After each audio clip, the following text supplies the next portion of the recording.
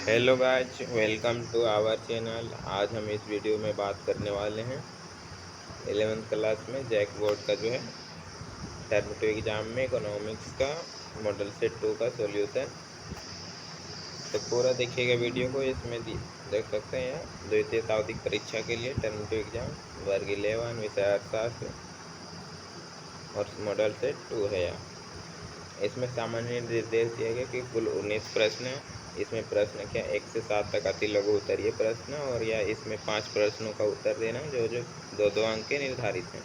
आगे प्रश्न संख्या 8 से लेकर 14 तक लघु उत्तरीय, इसमें भी 5 प्रश्नों का उत्तर देना है 50 शब्दों के अंदर और या इसमें 3-3 अंक निर्धारित किए गए हैं।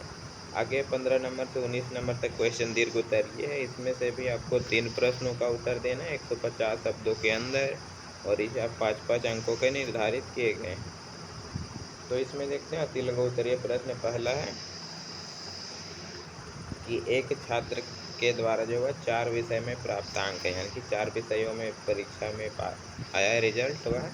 पहला में 10 आया, दूसरा विषय में 20, तीसरा विषय में 15 और चौथा विषय में 5 नंबर। तो माध्य प्राप्तांक क्या होगा ज्ञात कीजिए। इसमें माध्य निकालना है। औसत क्या होगा, तो माध्य इज इक्वल टू होता है जो संख्याओं का योग बट्टा में होता है संख्याओं की संख्या, यानी कि कुल कितने संख्या, यानी कि प्रेक्षणों का योगफल डिवाइड बाय प्रेक्षणों की कुल संख्या। तो बट्टा में लिखना है, इसीलिए यहाँ भागा का चिन्ह दिया गया। तो प्रेक्षणों का योग जो है 10 + 20 + 15 + 5 और यहाँ पे आपको भागा में 4 कर देना है। यहाँ 4 नहीं लिखना है आपको, बट्टा में 4 कर देना है। फिर 50/4 हो जाएगा। तो इसे काटने पर 12.5 आपका आंसर होगा। तो सीधा इसमें 12.5 लिखना है, इसे हल आपको नहीं करना है इसमें। दूसरा क्वेश्चन है लॉरेंज वक्र क्या है। तो लॉरेंज वक्र जो है आय या फिर धन का वितरण का एक चित्रमय प्रतिनिधित्व करता है। तीसरा है कि आधार वर्ष को परिभाषित कीजिए। तो आधार वर्ष को हमेशा जो है 100 के बराबर माना जाता है सूचकांक ज्ञात करने के समय। और आधार वर्ष जो है एक प्रतिनिधि वर्ष होता है और उसके चुनाव के समय जो है ध्यान रखा जाता है कि उस वर्ष में कोई बड़ी आर्थिक व फिर प्राकृतिक घटना जैसे कि बाढ़, सूखा, भूकंप आदि घटित ना हुई हो। नेक्स्ट क्वेश्चन चौथा की निर्धनता निवारण के लिए सरकार द्वारा चलाए गए कार्यक्रम के नाम लिखिए। तो इसका आंसर होगा मनरेगा, जो कि 100 दिनों का रोजगार का गारंटी देता है। इसका पूरा नाम भी लिख सकते हैं महात्मा गांधी रोजगार गारंटी अधिनियम। दूसरा अगला क्वेश्चन है पांचवा की मानव पूंजी निर्माण का एक स्रोत का नाम लिखना है। तो इसका होगा शिक्षा, स्वास्थ्य और भी हो सकते हैं। छठा क्वेश्चन है नाबार्ड की स्थापना कब हुई। तो 12 जुलाई 1982 ईस्वी को हो जाएगा इसका आंसर। सातवां द ग्रेट लीप फॉरवर्ड नामक अभियान किस देश में शुरू किया गया था। तो यह चीन में। आगे देखते हैं क्वेश्चन अगला है 8 नंबर माध्यिका के 2 गुण और 2 दोष लिखिए। तो माध्यिका के गुण देखते हैं। तो इसकी गणना सरल होती है, यह सुपरिभाषित होता है और बड़े व छोटे पदों से यह प्रभावित भी नहीं होता है। इसके दोष देखें तो आंकड़ों को आरोही या फिर अवरोही क्रम में व्यवस्थित करना पड़ता है, गणितीय गणनाओं के लिए उपयुक्त नहीं है यह, और यह अनुमानित माध्य होता है एक। नेक्स्ट क्वेश्चन है 9 नंबर निम्नलिखित आंकड़ों से समांतर माध्य से जो है माध्य विचलन निकालना है। इसमें मीन डेविएशन निकालना है और भी मीन से निकालना है। मीन डेविएशन मीडियन से और मोड से भी निकाला जाता है। इसमें आंकड़े दिए गए हैं और टेबल है। तो इसका वीडियो इसमें नहीं है, इसका अगर आप कमेंट कीजिएगा तो वीडियो बना दिया जाएगा अलग से। सारे न्यूमेरिकल क्वेश्चन इस सेट में जितने भी हैं। 10 नंबर निम्नलिखित आंकड़ों से x तथा y के मध्य सहसंबंध गुणांक की जो है गणना करना और उनके बीच के संबंध की टिप्पणी करना है। तो इसे भी एक ही वीडियो में ले लिया जाएगा जितने भी क्वेश्चन है न्यूमेरिकली सेट में। तो आप लोग कमेंट कीजिएगा ताकि जल्द से वीडियो उपलब्ध कराया जा सके। 11 नंबर क्वेश्चन है सूचकांक के कोई 3 लाभ बताइए। तो सूचकांक द्वारा जो है समय समय पर कीमत स्तर में होने वाले परिवर्तन या फिर मुद्रा के मूल्य की क्रय शक्ति में होने वाले परिवर्तन को मापा जाता है। दूसरा सूचकांक की सहायता से समाज में जीवन स्तर के परिवर्तन का ज्ञान होता है और यह वास्तविक आय के परिवर्तन के बारे में भी जानकारी प्रदान करता है। तीसरा है कि इनकी सहायता से वेतन भत्तों में परिवर्तन करके वास्तविक आय को स्थिर रखने का प्रयास भी किया जाता है।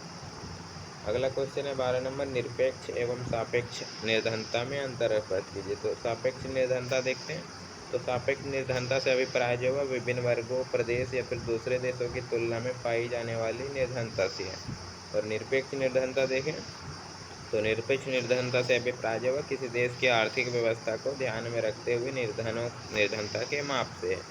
13 नंबर क्वेश्चन है, कृषि विपणन से आपका क्या अभिप्राय है? तो कृषि विपणन एक प्रक्रिया होती है जिसमें देश भर में उत्पादित कृषि उत्पादों का संग्रह, भंडार, प्रसंस्करण, परिवहन, बैंकिंग, वर्गीकरण और वितरण को शामिल किया जाता है। अगला क्वेश्चन 14 नंबर, किसानों को साख की आवश्यकता क्यों पड़ती है? यानी किसान जो है कर्ज क्यों लेते हैं? तो खाद, बीज आदि खरीदने या फिर खरीदने या मजदूरी चुकाने या फिर ब्याज आदि का भुगतान करने के लिए अल्पकालीन साख की आवश्यकता होती है। और इसी प्रकार उन्हें कृषि यंत्र, हल बैल आदि भी खरीदने तथा कृषि क्षेत्र में नई सुधार लाने के लिए जो मध्यकालीन और दीर्घकालीन साख की आवश्यकता होती है। अल्पकालीन साख और दीर्घकालीन साख सभी के बारे में यहाँ बता दिया गया है। अगला क्वेश्चन है 15 नंबर जो है दीर्घोत्तरीय है, 15-16 से लेकर 19 तक। तो इसका भी आपको कमेंट कीजिएगा, एक ही वीडियो में ले लिया जाएगा। अगला क्वेश्चन है 17 नंबर की, क्या निर्धनता और बेरोजगारी में के बीच कोई संबंध है, समझाइए। तो निर्धनता और बेरोजगारी में क्या संबंध है? तो बेरोजगारी होता है यानी कि काम नहीं मिलता तो उसे ही निर्धनता कहा जाता है। तो दोनों में भी संबंध पाया जाता है, वो भी प्रत्यक्ष। यानी कि निर्धनता और बेरोजगारी के बीच जो है वित्तीय संबंध है, पैसों से संबंधित है। और यदि एक बेरोजगार है एक व्यक्ति, तो उसके पास आजीविका का कोई साधन नहीं होगा और वह अपने जीवन की आधारभूत आवश्यकताएं जैसे कि जो होता है उन्हें आधारभूत देने के लिए, जैसे कि खाना, भोजन, पानी, घर आदि खरीदने में भी सक्षम नहीं होगा और अतः वह निर्धन ही बना रह जाएगा। अगला क्वेश्चन 18 नंबर की, भारत में मानव पूंजी निर्माण की मुख्य समस्याएं क्या है? व्याख्या कीजिए। मानव पूंजी निर्माण में क्या समस्याएं आती है उसे बताना। तो पहला समस्या निर्धनता। तो भारत में अधिकतर लोग जो है निर्धन है, जो प्राथमिक स्तर पर शिक्षा, स्वास्थ्य जैसी सुविधाओं भी जुटाने में असफल रहते हैं। दूसरा है अनपढ़ता यानी कि अशिक्षा। तो भारत में अधिकतर लोग जो है निरक्षर हैं, जिससे वह शिक्षा, स्वास्थ्य सुविधा का लाभ नहीं समझ पाते हैं और पूंजी निर्माण में सहयोग भी नहीं देते हैं। तीसरा सीमित क्षेत्रों में क्या? तो मानव पूंजी का ज्ञान जो है कुछ क्षेत्रों तक सीमित है, अभी भी बहुत ऐसे क्षेत्र हैं जहाँ उसका अर्थ भी किसी को पता नहीं है। चौथा है स्वास्थ्य संबंधी सुविधाओं का अभाव यानी कि स्वास्थ्य। तो भारत में स्वास्थ्य संबंधी सुविधाएं भी कुछ क्षेत्रों तक सीमित है और बड़े बड़े हॉस्पिटल जैसे कि सभी क्षेत्रों में अच्छी स्वास्थ्य सुविधा उपलब्ध न होने के कारण लोग शारीरिक और मानसिक रूप से भी स्वस्थ नहीं रह पाते। आगे देखिए इसमें 5वां है, तो शिक्षा संबंधी सुविधाओं का अभाव यानी शिक्षा। भारत में शिक्षा संबंधी सुविधा का भी कुछ क्षेत्रों तक ही सीमित रखा गया। इसका विकास सभी तरह अच्छे से नहीं हुआ और अभी तक कुछ क्षेत्रों में तो प्राथमिक स्तर की शिक्षा भी उपलब्ध नहीं है। अतः यह मानव पूंजी निर्माण में एक मुख्य समस्या हो जाती है। छठा, जनसंख्या में वृद्धि। तो देश में जनसंख्या में हो रही निरंतर वृद्धि से जो है मानव पूंजी के निर्माण में हमेशा रुकावट आती है। आशा है कि यह उत्तर आपकी मदद करेगी। अगला क्वेश्चन 19 नंबर की, धारणीय विकास क्या है, इसकी अवधारणा की व्याख्या कीजिए। तो इसमें बताना है धारणीय विकास क्या है या कैसे है।